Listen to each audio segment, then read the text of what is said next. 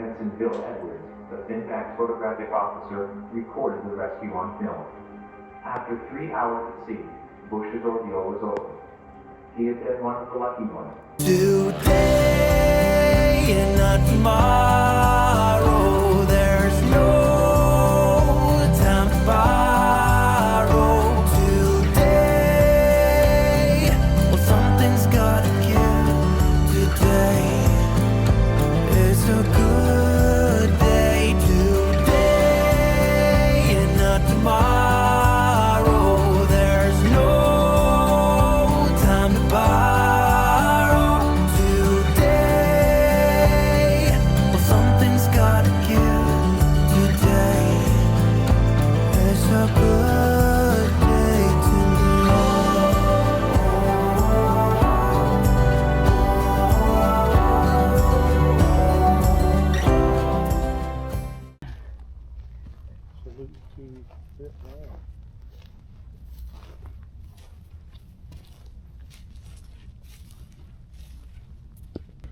Hey everybody, we're out on another adventure. Sorry about our voices. We're both sick. Ah! We got the old cruddy cold. It's going Yes. around at work. But here we are on Yeah, another adventure. we're at an Air Force museum. No, Army. Army. It was the Midland Army Airfield Museum, something like that. Something like that. I'll put it up there. We'll Whatever give it you, is. we'll give you the name of it. It's only open on Saturdays, 10 to 3. Hey, but the price is right. That's right. It's free. It's free. And so we took this weekend off from work. Actually, I got 3 days off. I don't go back to work till Tuesday. What? So yeah. So we're going to do a couple things. We got another adventure we're going to do later tonight. Yeah. So stick around for that. Right? So Come You on. ready? Let's go. let's go. It's kind of like an amphitheater with seating set up. Or at least here, I work in a field just south of here, so all here it won't be outside. Oh yeah, it was cold though. It was loud. Yeah, it was freezing. A man by the name of Samuel Sloan in Midland got his pilot's license, bought a plane. We've got to have some place to take off and land and some place to store it, right? Right. So he talked to the Scarboroughs, the ranchers over here, and leased some land from them, built a small airfield, which is actually the far part of the field. And it was going pretty good. He was teaching other people to fly, and they're learning to work on the planes. Unfortunately, on January 1st of 29, he was killed in a plane crash. So his brother and sister took over the airfield then and ran it until 1936 when the city of Midland purchased it as their first airfield. And right before we got involved in the war, the government knew we'd eventually get involved in the war. The Army showed up looking at the property and says, we want to put a training base in. And if you look at the map of Texas, all those circles are training bases in Texas. So they put a lot of them down. Wow. And that's part of the reason Texas has its own power grid. They link the power up between all the bases. And that's really where the Texas power grid came from. But they looked at the property set and they built what's called the Midland Army Airfield, which was the world's largest bombardier training base during World War II. They trained the boys how to use the Norden bomb sight. It's the main function. Big Spring, San Angelo, and Childress also trained on that bomb site, but they were smaller bases and were under control of this one. So this was the main hub. The planes they used here, we had B-18s before the war, which is an outdated bomber. They used it for training. And they also took Beech-18s and modified them into what's called an AT-11. And this AT-11 is actually in our hangar. And it was actually at this base during World War II, used for training here. Wow. In fact, this man here was the trainer on that plane. And he lived to be 101 before he passed away. We got him back with the plane. Took about 10 people to get him worked up into the cockpit of the plane. Right. And, unfortunately, he didn't see it after it was completely restored about the way it looks today, but he did get back with the plane. That's so good. But what they bombed out here for targets, we got a lot of Cleachy rock in West Texas. So Yeah. they took the rock, piled it up, painted it white, and it's about that wide, about that tall, I know, because I've been to this particular bomb site on the ground. And this is the only one in Ector County. There's 23 bomb sites for this base. And they drew battleships at all of them. They had the circles for a target. This they called a refinery, and I've seen like 4 different designs of that refinery there. Wow. But the basic layout of our museum, this first room will tell you about the war in Europe and Midland Army Airfield. The next room will tell you about the first president, George Bush, who was shot down during World War II, drifted in a raft till the sub picked him. Right. And the media officer on that sub had a small movie camera and actually filmed him in the water, floating in the raft, coming up the side of the sub and walking down the deck. And there's a TV screen on the far side. You push the button, it'll tell you about that and actually show you that footage. Oh, that's really cool. Now over across, we got the training room where there's a Norden bomb site. Some of the other training equipment. There's a link trainer over there. And then there's a room that looks like a typical living room at the time. Okay. Right quick before you wander around, on the other side of this plane, there's an F-14 sitting there.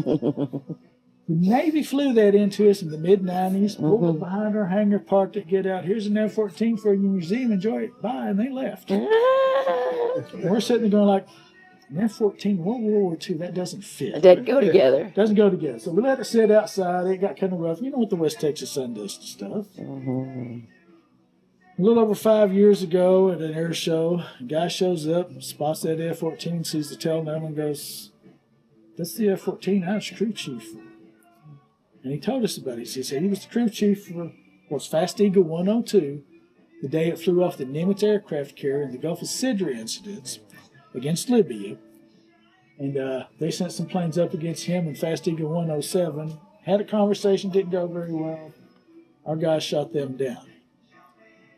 But Fast Eagle 102 made the first kill, which was the first kill of any F-14 in history. Oh, wow.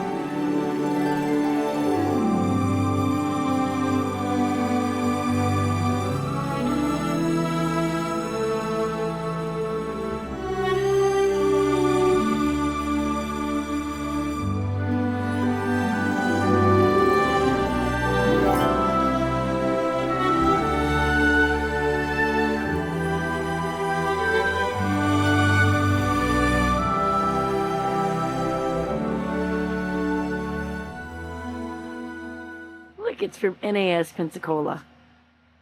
So awesome. This one flew off the Nimitz.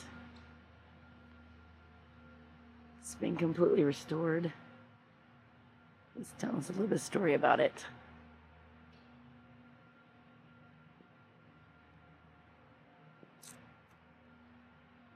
The Tomcat.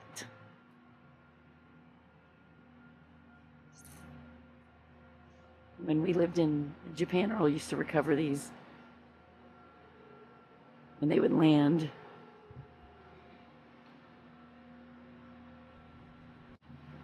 It's the Midway.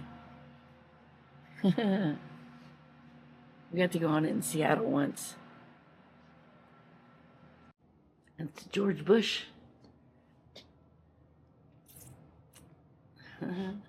He was a Navy pilot. George Bush was one of the youngest commissioned naval aviators during World War II. He was only 18 years old. 18 years, 11 months, and 27 days to be exact. Wow.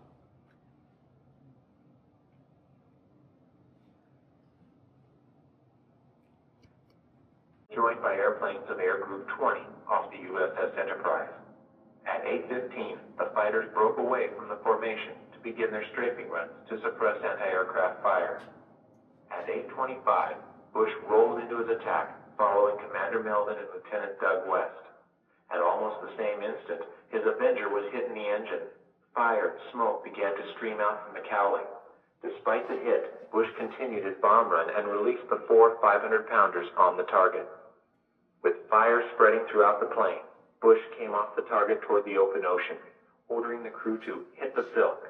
Bush trimmed the Avenger as best he could for level flight, then bailed out.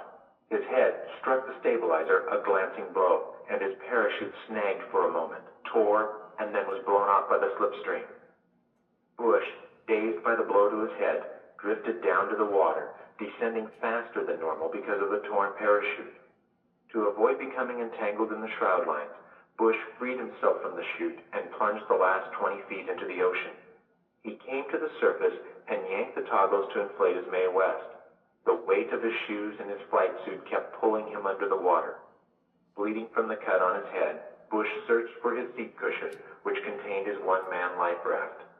Lieutenant West had seen the Avenger go down and saw one man struggling in the water. He flew by, wiggling his wings to guide Bush to the raft. After inflating the raft, Bush began to worry about his crew, neither of whom he had seen bail out. Bobbing about on a choppy sea, Bush's field of vision was severely limited, but he knew that he was too close to the shore and that capture by the Japanese was a very real possibility. Ensign Bill Edwards, the Finback photographic officer, recorded the rescue on film. After 3 hours at sea, Bush's ordeal was over. He had been one of the lucky ones. Tragically, his 2 crewmen, Ted White and John Delaney, were listed as missing in action. Like so many others, they made the ultimate sacrifice. This little tiny thing was used to train the cadets. It's so tiny. The Bombardier School. I mean, you gotta have short legs. You gotta be tiny. I don't know.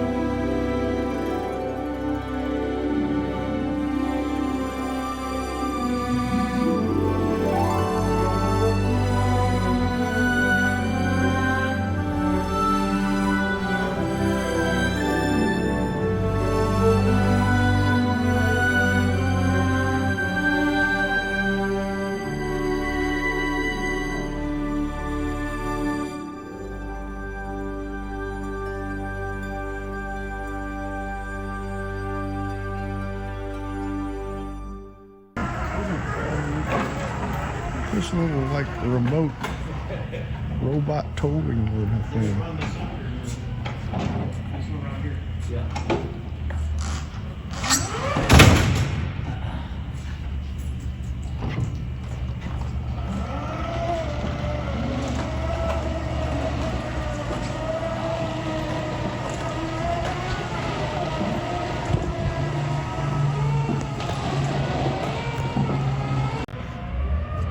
I didn't know know that they had airplane or biplanes that actually had folded wings. Thought that's pretty cool. This was a British carrier bomber. Three-star general. He's got his little gun. Says Patton has arrived. I was gonna fly the airplane. You know what you're doing? Nope. No clue. Better call Jonathan. What are these buttons for, Jonathan? Battery. Starter switch. Here's the different lights. Way cool. Hey. We walked around the museum. Yep. Pretty cool. It was. Hey, if you join this little club thing, they'll let you fly in one of them world. That was the thing I thought was Warplanes. really cool, because he said all the planes in there, they still fly, with the Yeah. exception there was 2 of them in there that they do not fly. Yeah, So it was pretty neat walking Yeah. around and seeing the different exhibits. it was. And it was free. I know. And the little guy gave us a good overview, so it was pretty fun. Yep. We enjoyed it. So I hope you enjoy it. Don't forget to go out and find your adventure.